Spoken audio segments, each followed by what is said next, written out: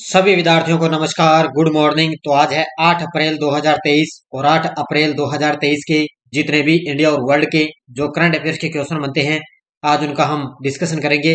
पूरा वीडियो ध्यान से देखना। देखिए, पहला प्रश्न आपके सामने, भोपाल में आयोजित आईएसएसएफ निशानेबाज वर्ल्ड कप 2023 के अंदर भारत ने कौन सा एकमात्र पदक जीता है? तो भारत ने एकमात्र कौन सा पदक जीता है? तो वो जीता है स्वर्ण पदक। ठीक है, किसने जीता है? भारत ने एकमात्र स्वर्ण पदक जीता है और ये है, इनका नाम सरबजीत सिंह है और इन्होंने भारत को एकमात्र स्वर्ण पदक दिलाया है। तो ये तस्वीर आप यहाँ पे देख सकते हो। तो ये है सरबजीत सिंह है और इन्होंने आईएसएसएफ निशानेबाज वर्ल्ड कप 2023 के अंदर भारत को एकमात्र स्वर्ण पदक दिलाया है और इनका नाम है सरबजीत सिंह है। और ये तस्वीर आप यहाँ पे देख सकते हो इनकी। ये देखो, इन्होंने स्वर्ण पदक ये हासिल किए हैं, गोल्ड यानी कि पदक इन्होंने स्वर्ण पदक ले लिए हैं। और इसके बाद में ये भारत के एकमात्र व्यक्ति हैं जिन्होंने इसमें स्वर्ण पदक दिलाया है। अब ये जाहिर सी बात है, आगे के एग्जामों में यहाँ से क्वेश्चन जरूर आएगा। देखो, भोपाल में 20 से 27 मार्च 2023 को आईएसएसएफ निशानेबाज वर्ल्ड कप 2023 में भारत के लिए एकमात्र स्वर्ण पदक Sarabjot Singh 10 metre air pistol में जीता, यानी कि स्वर्ण पदक जीता इन्होंने। सरबजोत सिंह इनका नाम है 10 मीटर में। और वरुण तोमर या रितम सांगवान ने रजत पदक जीता है। तो भारत को इसमें एक तो स्वर्ण पदक मिला है और एक इसमें रजत पदक मिला है। तो ठीक है, रजत पदक किसने जीता? वरुण तोमर ने जीता है। भारत ने इस विश्व कप में एक स्वर्ण, एक रजत, 5 कांस्य सहित कुल 7 पदक जीतकर पदक तालिका में दूसरा स्थान हासिल किया है। और चीन देश ने कुल 9 पदक जीतकर शीर्ष स्थान बरकरार रखा है। तो ये पूरी डिटेल आपको याद रखनी है। भारत ने टोटल कितने पदक जीते? 7 पदक जीते हैं, जिसमें से एक स्वर्ण, एक रजत और 5 कांस्य। और दूसरा स्थान रहा है भारत का। और चीन पहले स्थान पर है जिसमें टोटल 9 पदक जीते हैं। और भारत ने एकमात्र इसमें सरबजोत सिंह ने 10 मीटर में एयर पिस्टल में स्वर्ण पदक जीता है। जब जब भी भारत कोई भी मात्र एक पदक अगर जीत लेता है, चाहे स्वर्ण पदक जीत ले, चाहे कांस्य पदक जीत ले, चाहे रजत पदक जीत ले, वो एग्जाम के अंदर क्वेश्चन आता है। तो ये क्वेश्चन भी आगे एग्जामों में जरूर आएगा। अगला प्रश्न, अंडमान और निकोबार कमान ने कौन सा संयुक्त सैन्य अभ्यास आयोजित किया है? तो ये आप तस्वीर के अंदर देख सकते हो।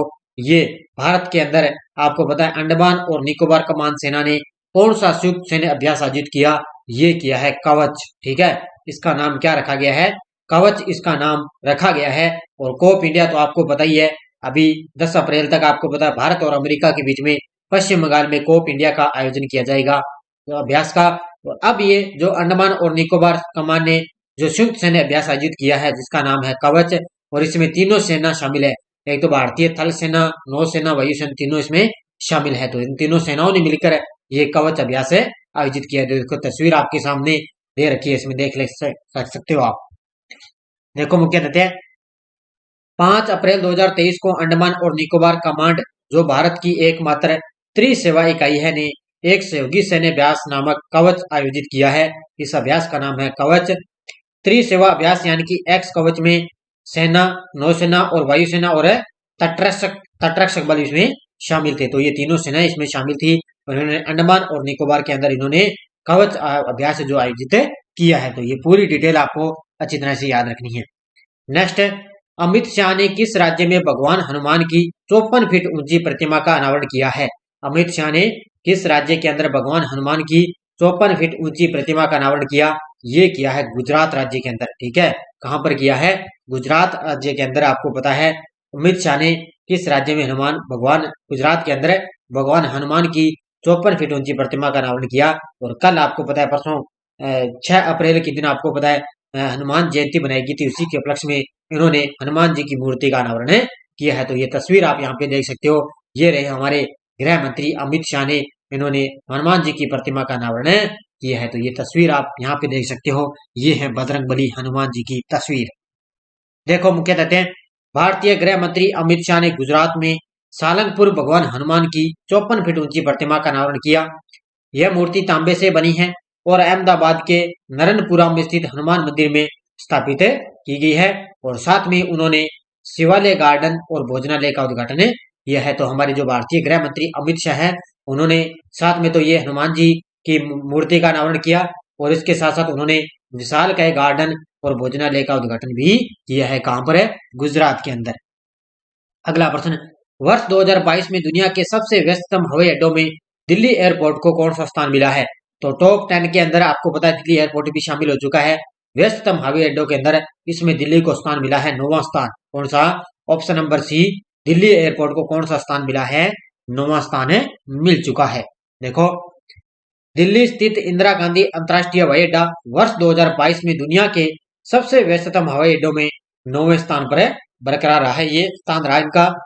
2022 में दुनिया के 10 सबसे व्यस्ततम हवाई अड्डों में हार्ट्सफील्ड जैक्सन अटलांटा इंटरनेशनल एयरपोर्ट जो संयुक्त राज्य अमेरिका के अंदर है, 9.37 करोड़ यात्री यानी कि पहले नंबर पर रहा है। अगर इंडिया के अंदर आपसे पूछे भारत के अंदर, तो वो दिल्ली का अंतर्राष्ट्रीय हवाई अड्डा है इंदिरा गांधी, जिसका स्थान 9 नंबर पे रहा है।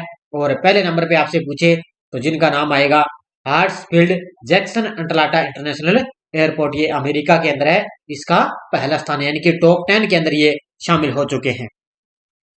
अगला प्रश्न देखो, भारत रत्न पंडित रविशंकर की 7 अप्रैल को उनकी कौन सी जयंती बनाई गई है?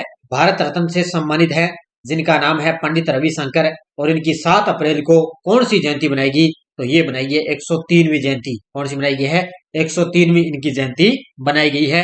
और ये तस्वीर आप यहाँ पे देख सकते हो, ये सितार वादक एक भारत रत्न से सम्मानित है रविशंकर, और इनकी 7 अप्रैल को 103वीं जयंती बनाई गई है। तो ये तस्वीर देखो, सितार वादक ये बजाते हुए। देखो, मुख्य तथ्य पर विश्व प्रसिद्ध सितार वादक और संगीतकार पंडित रविशंकर को दुनिया भर में भारतीय संगीत को बढ़ावा देने वाले सबसे महत्वपूर्ण व्यक्तियों में से इनको एक माना जाता है। 7 अप्रैल को उनकी 103वीं जयंती बनाई गई है, और 1999 के अंदर इनको देश के सर्वोच्च नागरिक पुरस्कार भारत रत्न से इनको सम्मानित किया गया था। कब है? 1999 के अंदर इनको भारत रत्न मिल चुका है, और अब की बार 103वीं जयंती मनाई गई है, और सबसे महत्वपूर्ण व्यक्तियों में से ये एक माने जाते हैं। ये देखो तस्वीर आप यहाँ पे, सितार वादक और संगीतकार मैन, ये सबसे व्यक्तियों में बेस्ट ये मानी जाती है।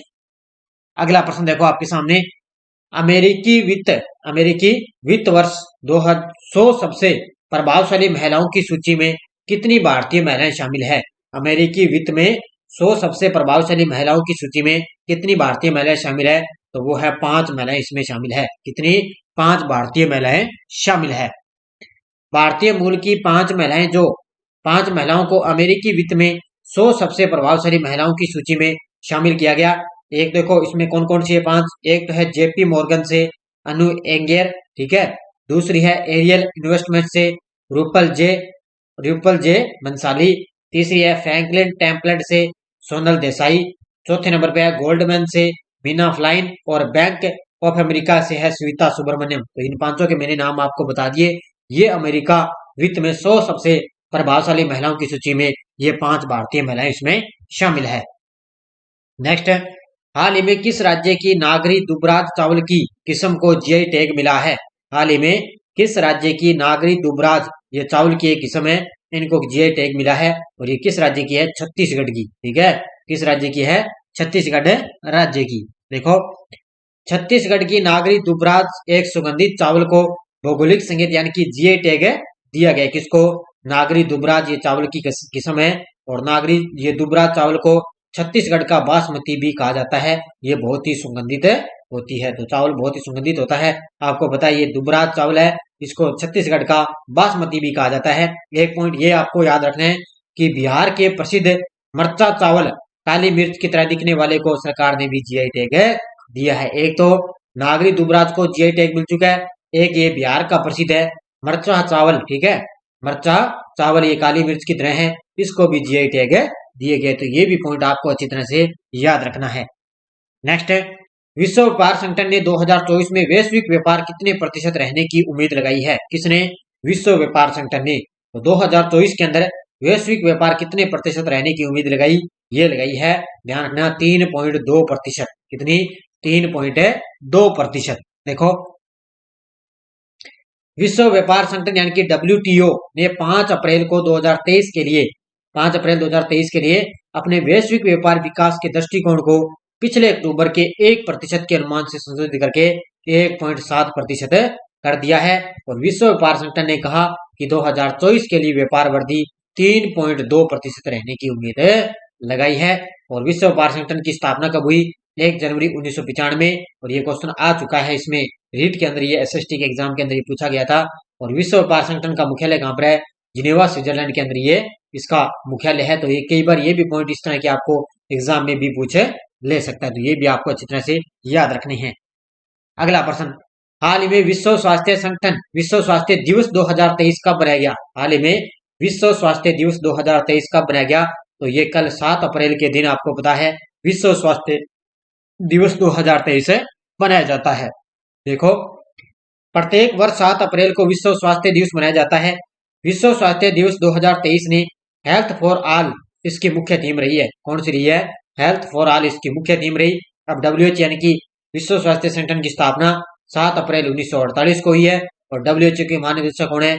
Tedros Adhanom Ghebreyesus. ये कई बार इस तरह के क्वेश्चन आपको पता है, जो पीटीटी की तैयारी कर रहे हैं विद्यार्थी, वो खास तौर से इन क्वेश्चनों के नीचे ये पॉइंट आपके लिए शानदार है। ये कई बार यहाँ से एग्जाम में आपको एग्जाम में देखने को मिल सकते हैं। किम कॉटन अंपायरिंग करने वाली पहली महिला अंपायर बन चुकी है। इनका संबंध किस देश से है? तो ये तस्वीर आप यहाँ पे देख सकते हो, ये है किम कॉटन। ठीक है, किम कॉटन है। किम कॉटन ये अंपायरिंग करने वाली पहली महिला अंपायर ये बन चुकी है। और इनका संबंध है न्यूजीलैंड देश से। किस देश से? न्यूजीलैंड देश की रहने वाली है। और ये अंपायरिंग करने वाली पहली महिला अंपायर बन चुकी है। तो ये तस्वीर यहाँ पे देख सकते हो। तो ये एक प्रकार से अंपायरिंग करती हुई, यानी कि नो बॉल का ये इशारा देती हुई आपको पता है। तो तस्वीर के अंदर आप देख सकते हो किम कॉटन की, और ये अंपायरिंग करने वाली पहली महिला बन चुकी है। और ये कहाँ की है? न्यूजीलैंड की रहने वाली। देखो, 5 अप्रैल को दुनेडिन कहां पर है? 5 अप्रैल को दुनेडिन में श्रीलंका और न्यूजीलैंड के बीच दूसरे T20 मैच के दौरान किम कॉटन ने इतिहास रचते हुए एक मेंबर टीम के बीच एक अंतर्राष्ट्रीय मैच में एक फीमेल अंपायर के रूप में काम करने वाली पहली महिला बन चुकी है। यानी कि एक अंतर्राष्ट्रीय मैच के अंदर ये फीमेल यानी कि महिला अंपायर के रूप में काम करने वाली पहली महिला बन चुकी है। नेक्स्ट है, अलेक्जेंडर सैफरिन कब तक यूरोपीय फुटबॉल संघ के निर्विरोध अध्यक्ष चुने गए हैं? कौन है? अलेक्जेंडर सैफरिन कब तक यूरोपीय फुटबॉल संघ के निर्विरोध अध्यक्ष चुने गए? ये चुने गए हैं 2027 तक। ठीक है, कब तक चुने गए हैं?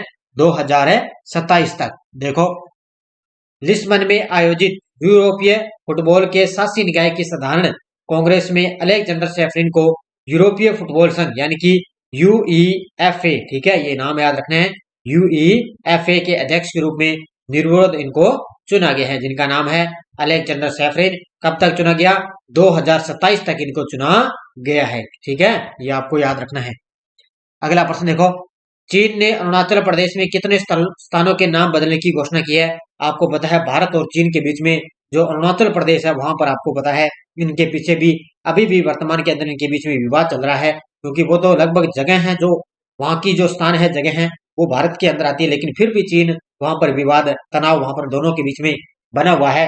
तो चीन ने क्या है, चीन मंत्रालय की तरफ से अरुणाचल प्रदेश के अंदर 11 स्थानों के नाम बदलने की मंजूरी दी गई, यानी कि कितने? 11 स्थानों के नाम बदलने की घोषणा की गई है। देखो, चीन के सिविल फोर्स मंत्रालय ने अरुणाचल प्रदेश के 11 स्थानों के नाम बदलने की घोषणा की है।